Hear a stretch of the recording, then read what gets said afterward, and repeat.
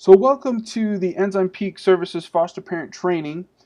In this section, we are going over the second booklet, which is, or the second training book that you have, which is going over managing behaviors or behavior management.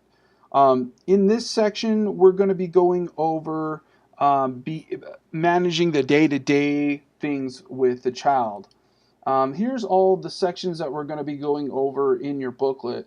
It's the professional treatment parent, parents as teachers, consequences, encouraging positive behaviors, responding to problem behaviors, behavior management interventions, understanding the child and the family, and number 8, Unit 8, sensitivity to culture and lifestyle. So just remember that you need to read everything in the book. You need to go through everything in the book and then come watch the videos after so that you understand all the material that we're going to be talking about here. So make sure you're reading ahead the next chapter, the next unit, before you watch the video so that you understand what we're talking about a little bit better. So in Unit 1 of the Behaviors Management booklet, we're going to be going over the professional treatment parent. Some of the things we want you to learn here is learn the expectation, roles, and responsibilities of a professional treatment parent, learning about the annual performance evaluation process for the treatment parent, practice or discuss appropriate ways to protect confidentiality, respect cultural diversity, develop positive consumer relationships, accept and give feedback, and advocate for the children. So the first section here, treatment parents are not only expected to meet the child's basic needs, but also serve as the child's primary treatment provider. Treatment parents are professional members of the child's treatment team. So what do we mean when we talk about being a professional? Well, the definition for being a professional is characterized or conforming to technical or ethical standards of a profession or an occupation, manifesting fine artistry or workmanship based on sound knowledge and consciousness. One who belongs to one of the learned professions or is in an occupation requiring high level of training and proficiency. So what does it mean to be called a professional treatment parent? How does this change your role as a parent, and what responsibilities do you accept? So these are questions you need to be asking yourself, and these are questions that I would like to hear when you come in for the in-office training. So being a professional treatment parent means that you agree to live by a code of acceptable behaviors and ethics. In the EPS program, this code of behavior and ethics include implementing the treatment foster care technology, appropriate modeling, 3, respecting cultural diversity, 4, positive consumer relationships, 5, continued development of professional skills, 6, evaluation of skills, 7, communication, 8, confidentiality, and 9, advocacy. Okay, so the first part is implementing the treatment foster care technology. So this means implementing treatment daily. Treatment parents are expected to implement the child's treatment plan every day. This means teaching the child the skills identified in his or her treatment plan. It is essential that treatment parents implement the treatment plan the way it is written. Following policies and procedures. Another aspect of being a professional means that you agree to work with the policy and procedures of the organization and not quote unquote do your own thing. By using the treatment skills you learn in pre-service and the follow-up teachings of your consultant will provide, you will provide a professional treatment service, not just a hot in a cot or like a motel for the child. Scheduling personal and professional responsibilities. Treatment parents need to be sure that daily, weekly, and monthly tasks, meetings, and commitments are routinely and promptly completed or attended. By completing these tasks within specific timelines, treatment parents can be more confident that goals set for the child and themselves will be met. Good scheduling also means that you plan time for yourself and your own family. This includes using planned respite. By planning time away from your foster child, you remain rested and don't begin to feel like you're cheating on your own family. This would mean like planning a weekend or an overnight once quarterly, which would be once every 3 months. Number two, appropriate modeling. Practice what you preach. As a professional, treatment parents are role models for their children and for other treatment parents. What examples of appropriate modeling can you think of? That question is something I want you to think about, and I'll ask you again when you come in for the training. Uh, what examples of appropriate modeling can you think of? So here's some examples. Physical appearance, neat dress, good grooming, appropriate humor, expressing anger in a constructive manner, being sensitive to the need of others, asking for help when appropriate, taking responsibility for your own behavior. Modeling also involves showing respect for your foster child. We can all do this by avoiding unfair and negative labels. So this would be exercise one, okay? We also do this by listening to the foster child and incorporating his or her suggestions when possible. So in your book, you should have already done exercise one, okay? What other examples of appropriate modeling when you work with other professionals? So social workers, for example. So appropriate dress, use of correct grammar, good listening skills, advocacy for the foster child, being on time for meetings, completing tasks when you say you will. When delays are unavoidable or commitments cannot be kept, treatment parents should always let the other person know, request a new timeline, and be sure to meet it. Okay? Number three is respecting cultural diversity. Promote the child's ethnic identity. By respecting and nurturing the child's ties to his or her family and community, treatment parents can help promote the child's self of identity and feelings of self-worth. We will discuss this in greater detail in Chapter 25, Respecting Cultural Differences in Children and Families. Number four, positive consumer relationships. A consumer, quote unquote, is any group or person who has a relationship with a child in the program. Who are consumers of treatment foster care? Um, do you know who the consumers are? If you know that, then that would be something I'd want you to answer. I'm going to give you some examples. The foster child, people who referred the child to the program, the agency, the case manager. Um, Court system, child's attorney, guardian ad litem, police maybe. Schools, teachers, counselors, the child's employers, biological parents, therapists. Consumers must work together to provide efficient treatment for the child. Um, One part of the treatment parent's role is to develop cooperative relationships with consumers.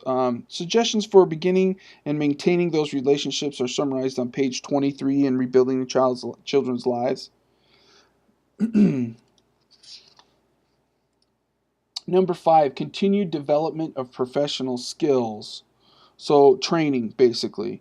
Treatment foster families care.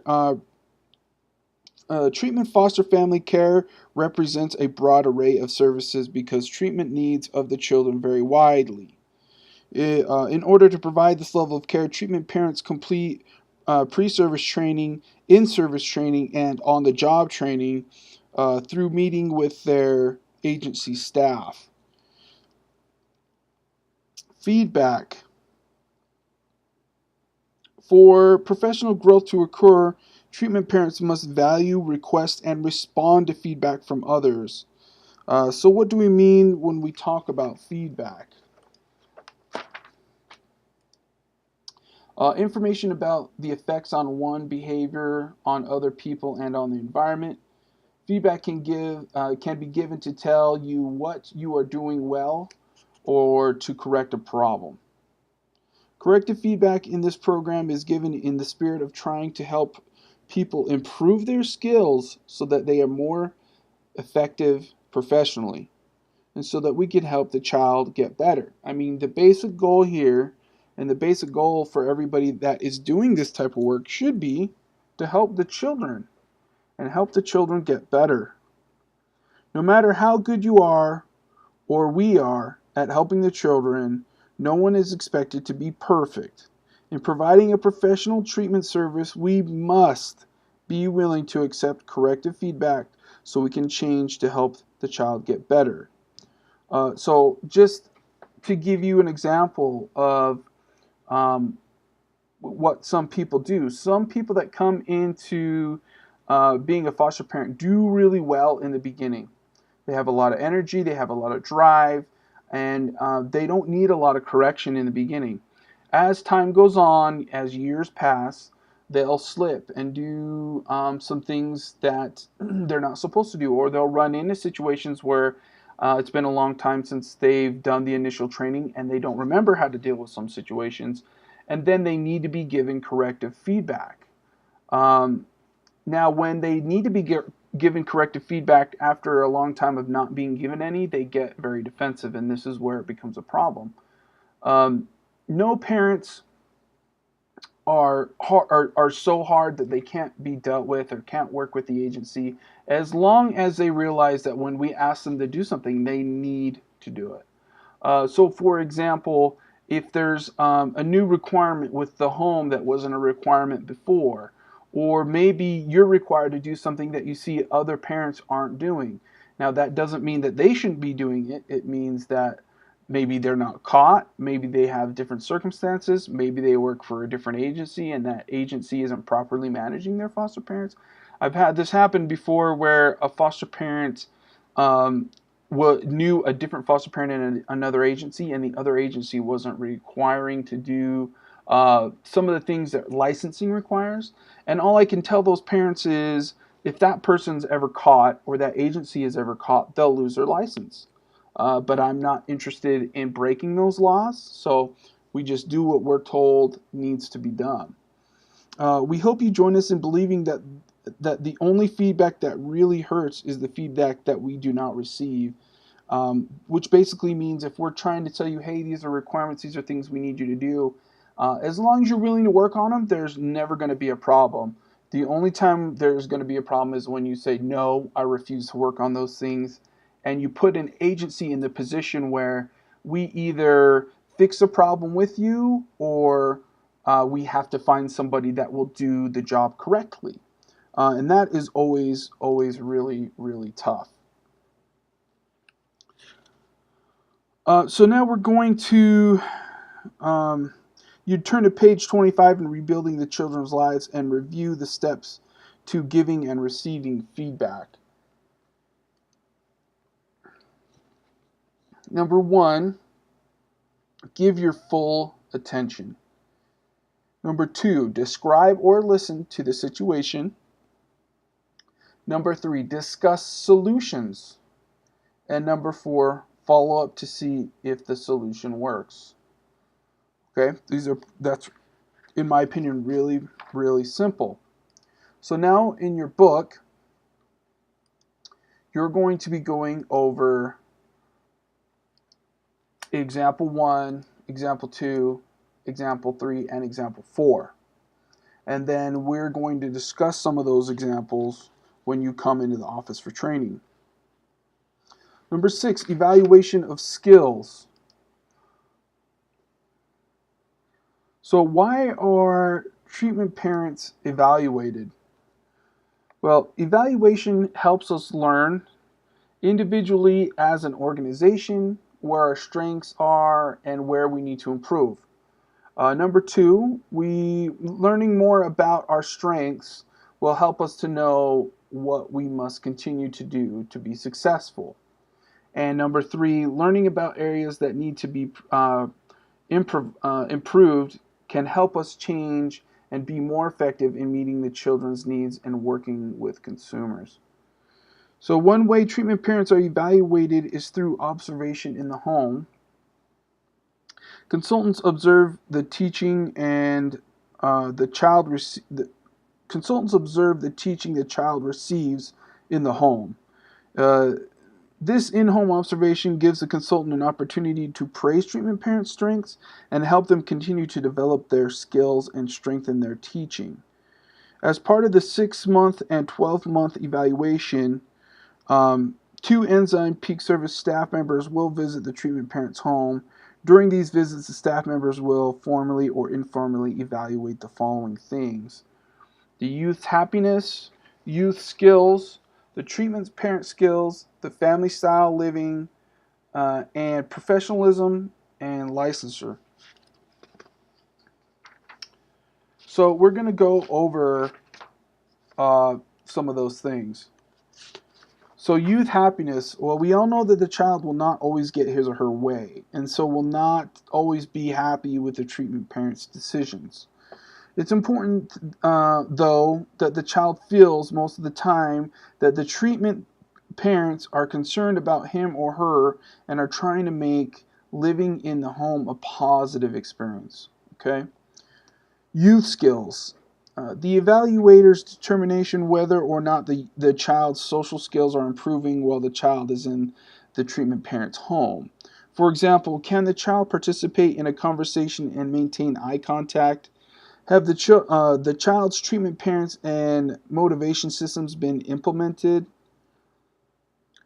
Let's talk about treatment parent skills. Do we not expect anyone to be perfect? We do not expect anyone to be a perfect parent, but we do look at the treatment parent's ability to model the skills that they are teaching to the child. Okay, so can you think of some examples of things that we should be teaching to the child? Some of the possible answers could be expressing frustrations appropriately, accepting compliments, asking for help when they need it. The treatment parent's ability to teach social skills is a critical skill that is evaluated. We look to see if the treatment parents recognize opportunities to teach and if the teaching is effective. We also look to see if the treatment parents use praise and development positive relationships with their foster children. Family style living. In general, do the treatment parents provide a physical environment that is warm and inviting? Does the home provide a real family atmosphere? Has the treatment family integrated foster children into the family, including the child in family activities, putting up pictures of the foster child, etc.? Is the home a place where the children have toys or other age-appropriate activities available? Are meal times pleasant? Do they provide an opportunity for family members to enjoy visiting with each other? Professionalism. When the treatment parents are evaluated, their record also are reviewed. The records are examined to determine if they are organized, accessible, easy to read, and complete. Again, perfection is not expected, but the records need to be reasonable, in reasonable order, and treatment plans must be implemented. And then licensure. The treatment parents are expected to maintain their compliance with state regulations so that they remain licensed foster parents. The treatment parent's ability to work with others is another important area that is assessed in an evaluation. Consumer questionnaires are mailed to other members of the child's treatment team.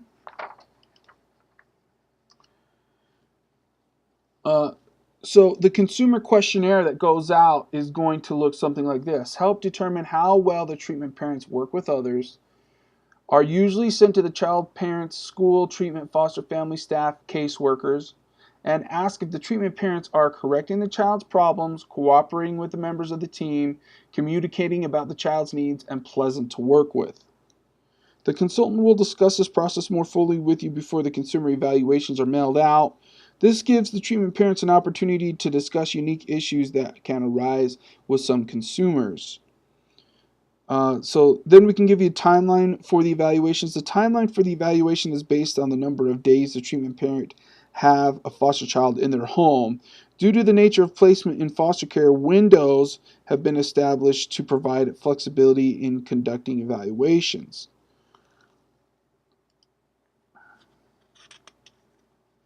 So basically, it's going to be about a year, and after that year is when you get like your full evaluation. Day 1, the child's placed in the home. 90 to 120 days, basically 3 to 4 months. A pre-evaluation conference is arranged for the consultant and the treatment parent to discuss how the couple is doing overall. 4 months, the consultant records a list of the treatment parent's consumers. Consumers are people from outside of the treatment foster care program who are members of the child's treatment team. Teachers, probation officers, or family members are examples of consumers. About 4.5 months, EPS mails the consumer questionnaires to consumers. The questionnaire asks individuals to rate the treatment parent progress, like cooperation, communication, effectiveness, pleasantness. Then about 6 months, 2 EPS staff members visit the treatment parent and the child in their home. Staff members look at the quality of care the child is receiving, review the records the treatment parent keeps, and talks with the foster child alone about his or her overall care. A written summary of this evaluation visit is sent to the office. 3 weeks later, the consultant schedules a meeting with the treatment parents to formally discuss the results of the evaluation. The consultant reviews the treatment parents' strengths, areas, and where they need some improvement, and a plan is developed to help the treatment parent accomplish their professional goals. The consultant shares the consumer questionnaire data with the treatment parents. About 9 to 10 months, the consultant sends an updated list of the treatment parents' consumers to the office. During the 10-month, the office sends consumer questionnaires directly to the consumers. And then roughly right before a year and over a year, about 11 to 13 months, the certification in-home visit occurs. The in-home visit may be made by the site director, the coordinator, or another consultant. The family's own consultant does not perform the actual in-home visit. This helps ensure that the evaluation is fair and impartial. The process that is used in the 6-month review is followed for this visit. So 2 weeks later, the treatment foster family receives an evaluation review. Committee reviews all the evaluation materials and makes a recommendation as to whether the couple should be recertified. And then 4 weeks later, the written evaluation is completed. The consultant meets with the treatment parents, reviews the evaluation material, and gives them a copy of the written evaluation. And then the annual certification process is repeated. So once a year, you should be getting an evaluation, and we decide whether or not we want to keep you as a foster parent based on some of the evaluations. If you're doing good in all these areas, it shouldn't be a problem. If you're doing good in some areas but bad in other areas, then you can improve, and that shouldn't be a problem either. The only time that's going to be not going to fly is when you need improvement and you refuse to improve any areas. Number 7, communication.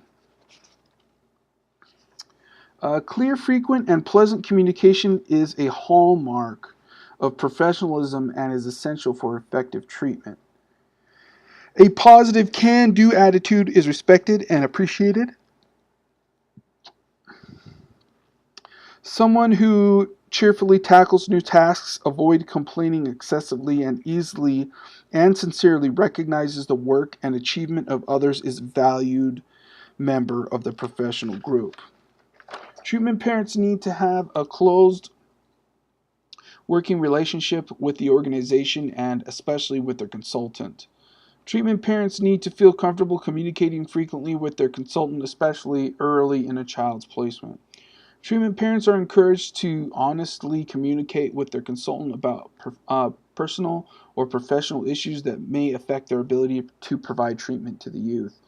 Consultants are trained to use the feedback steps when working with treatment parents, and we encourage treatment parents to use them with the staff. When people use these steps to work out their problems or express positive feedback, the relationship remains respectful, and ultimately the children in care get the treatment they deserve.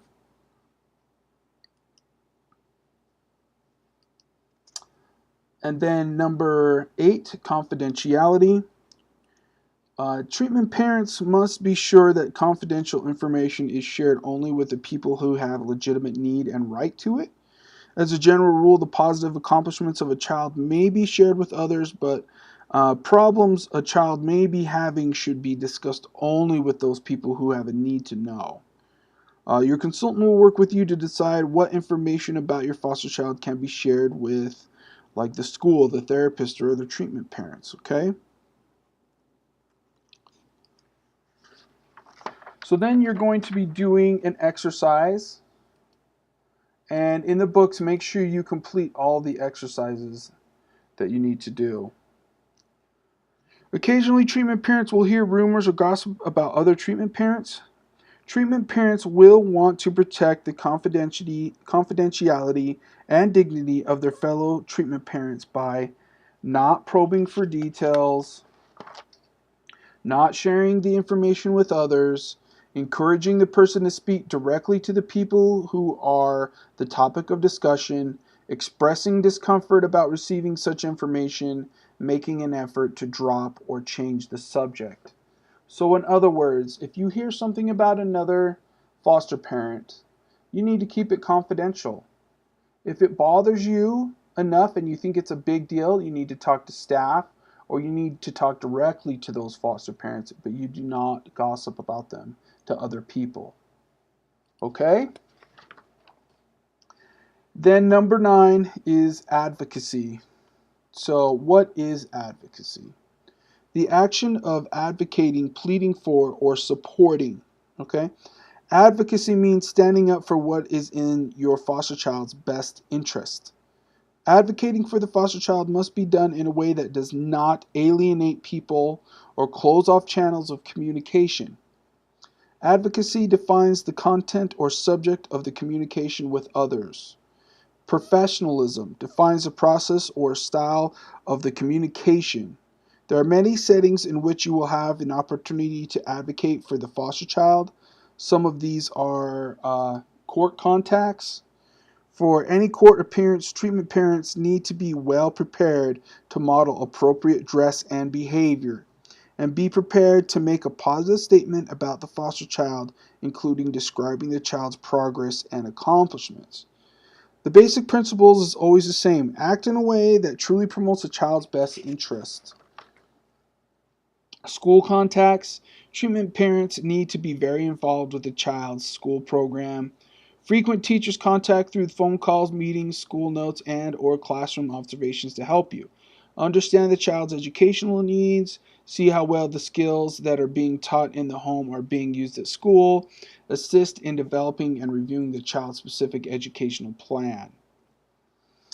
And then mental health providers. Many foster children receive the services of mental health providers at the same time during their placement. Mental health providers include psychiatrists, psychologists, and social workers. When working with mental health providers, it is important to respect the therapist's skills, training, and ability to provide special therapeutic assistance to the foster child. Therapists play an important role in helping your foster child heal more rapidly and take advantage of the relationship and teachings you can provide. It is important to understand the type of mental health services your foster child is receiving. Do not be afraid to ask the mental health provider questions about the treatment child is receiving and how that can be coordinated with the treatment provided in the home.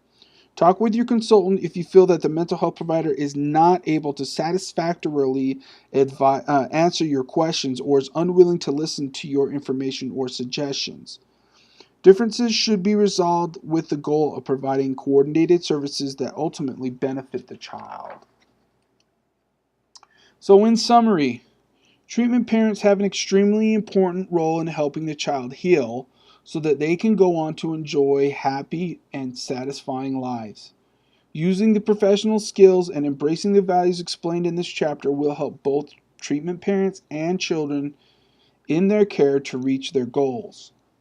One of the most satisfying things about this job is knowing that the way you treat this child and the way that you teach this child will result in changing the child's children. So the child you have now, you could teach them how to change their behaviors, how to change how the way they act with others, so that when they have children, they mirror the same thing you've taught them in the way that you've treated them. And what that does is it changes the way they treat their children. It changes the way their children treat their other children. And it causes a huge snowball ripple effect where it just keeps going down and down and down. So you could possibly be changing the lives of hundreds of people and the way that those people treat their children. And if you think about that, you're really having a huge impact on humanity. You're having a huge impact on love and on children and on generations to come.